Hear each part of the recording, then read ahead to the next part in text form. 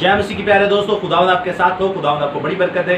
खुदावंद हमेशा आपको अपने जाह जलाल के लिए इस्तेमाल करता जाए और आप खुदावंद के नाम के झंडे आगे गाड़ते चले जाएं। दोस्तों, आज का कलाम है खुदा बहुत ही खूबसूरत, बहुत ही नायाब। पहले भेद की तरह हम दूसरा भेद भी आज देखेंगे। आज का टॉपिक है कि सुबह का चमकता हुआ सितारा क्या यीशु मसीह है या शैतान इब्लीस है, क्योंकि बाइबल मुकद्दस दोनों के बारे में ये बात करती है। तो दोस्तों, आज हम इस कलाम खुदाबंदी में से देखेंगे कि इस कंफ्यूजन का हल क्या है। दोनों में से एक खुदा का चमकता हुआ सितारा है और एक नहीं है। तो दोस्तों, मैं आपको बताता चलूं कि खुदावंद कैसे अपने लोगों को इस्तेमाल करता है, कैसे खुदावंद अपने वसीला से अपने बेटों को इस्तेमाल करता है। तो दोस्तों, आइए हम पढ़ते हैं कि कंफ्यूजन है का। आप देखते हैं कि यशायाह नबी के सहीफा उसका 14वां बाब और उसकी हम देखते हैं 12वीं आयत से कुछ यूं मरकूम है। ऐ सुबह के रोशन सितारे, तू क्यों कर आसमान पर से गिर पड़ा। ऐ कौमों को पस्त करने वाले, तू क्यों कर जमीन पर पटका गया। तू तो अपने दिल में कहता था कि मैं आसमान पर चढ़ जाऊंगा, मैं अपने तख्त को खुदा के सितारों से भी ऊंचा करूंगा, मैं शुमाली एतराफ की तरफ जमात के पहाड़ पर बैठूंगा, मैं बादलों से भी ऊपर चढ़ जाऊंगा, मैं खुदा ताला की मानी दूंगा, लेकिन तू पाताल के घड़े में उसकी तह में उतारा जाएगा।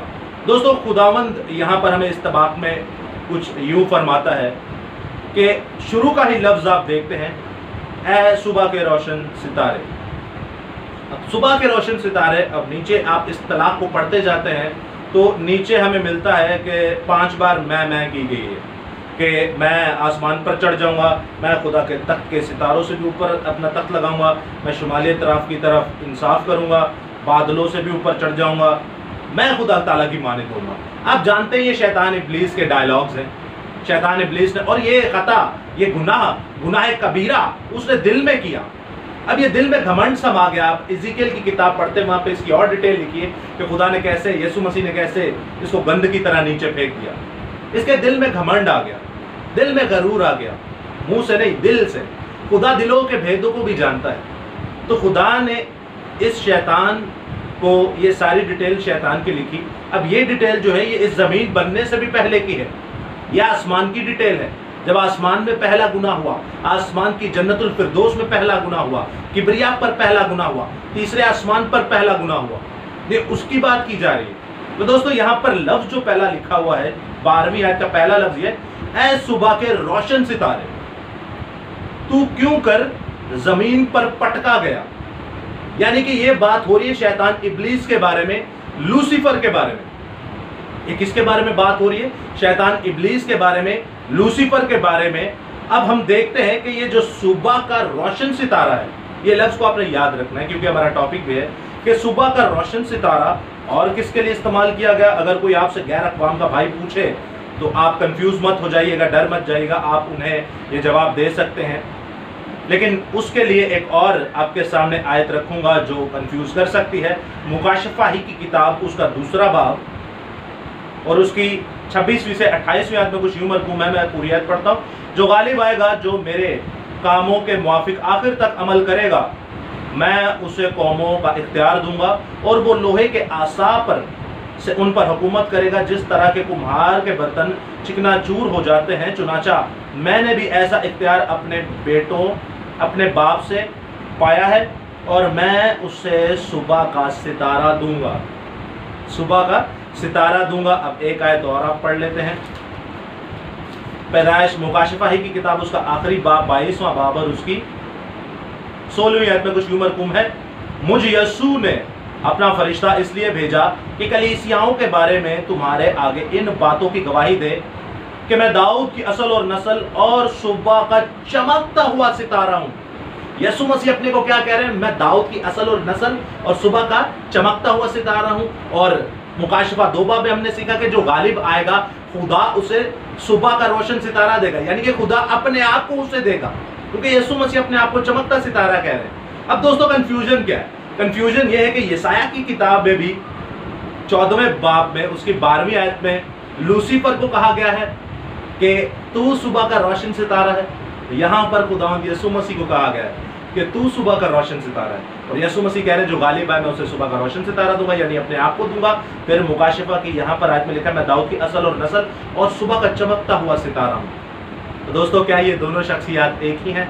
नहीं दोस्तों, यहाँ पर थोड़ी वीक ट्रांसलेशन की वजह से एक मसला हुआ है, मैं आपको बताता चलूं।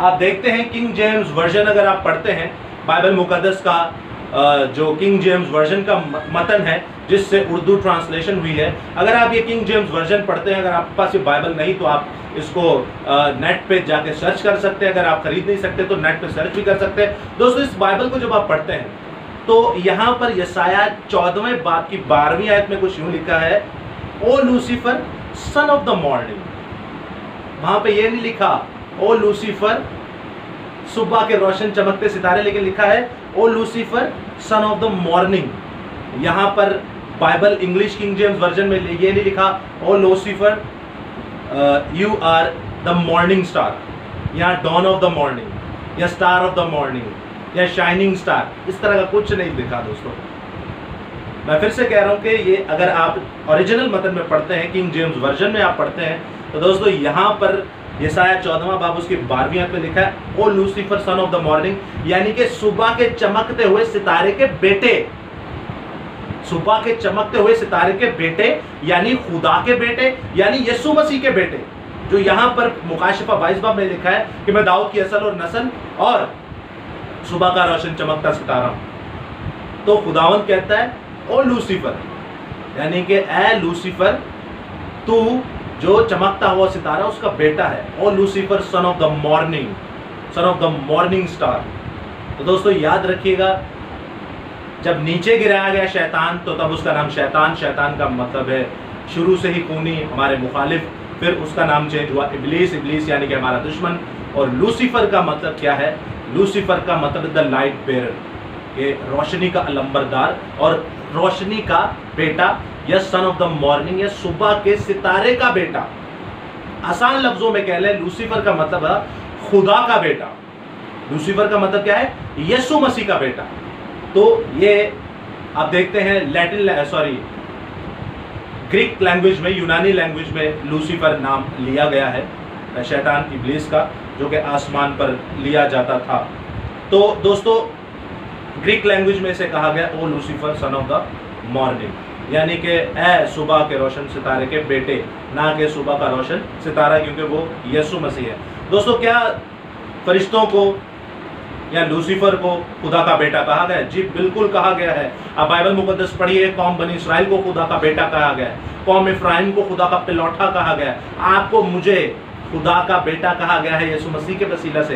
पुराने अहद नामा में आदम को खुदा का बेटा गया है, नसब नामों में आप देखते हैं आदम को खुदा का बेटा गया गया है। आप बाप इब्राहिम, इसहाक और याकूब को देखते हैं, उन्हें खुदा का बेटा कहा गया है। मत्ती 10 बाब में देखते हैं, वहाँ पे लिखा है मशरिक से लोग आएंगे, इब्राहिम, इसहाक और याकूब के साथ आसमान पर बादशाही पे ज़ियाफत खाएंगे, लेकिन खुदा के फर्जंद जो बादशाही के वारिस हैं वो आग में डाले जाएंगे। तो खुदा के बेटे की इस्तिलाह फरिश्तों के लिए भी इस्तेमाल की गई है। जब कायनात में इंसान नहीं थे तो ये इस्तिलाह फरिश्तों के लिए भी इस्तेमाल की जाती थी। मिसाल के तौर पे मैं आपके सामने आयत मुकद्दसा पढ़ता हूँ, मुकद्दस अयूब नबी का सहीफा, मुकद्दस अयूब नबी का सहीफा, उसकी 4 से 7वीं आयत, गौर से सुनिएगा।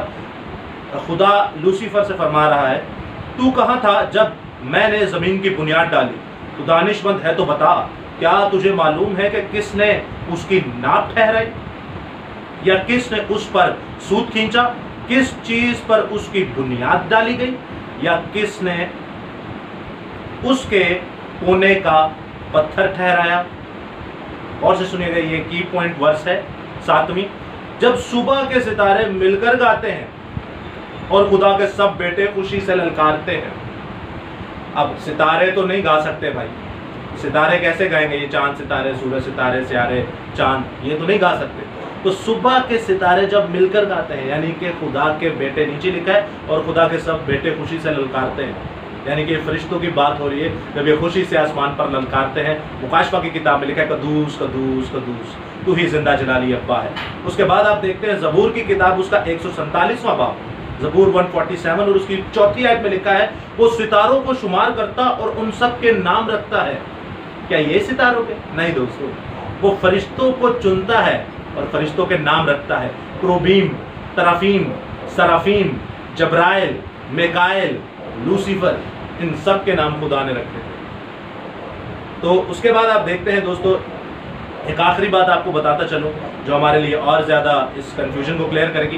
पैदाइश की किताब उसका 6वां बाब और अय्यूब 1 बाब में देखते हैं कि वहाँ पर खुदा के बेटे आते हैं, फरिश्ते आते हैं, और पैदाइश में देखते हैं कि कैसे खुदा के बेटों ने इंसान की बेटियों से शादियाँ की। तो आप देखते हैं कि फरिश्तों को भी खुदा का बेटे का लक़ब दिया गया है, फरिश्तों को भी खुदा के बेटे का लक़ब दिया गया है। तो याद रखिएगा, उर्दू ट्रांसलेशन थोड़ी सी वीक है, बट उर्दू ट्रांसलेशन ऐसी नहीं कि वीक है तो हम इसे पता नहीं क्या समझ रहे हैं। Urdu translation one of the best translation, one of the authentic translation in the world.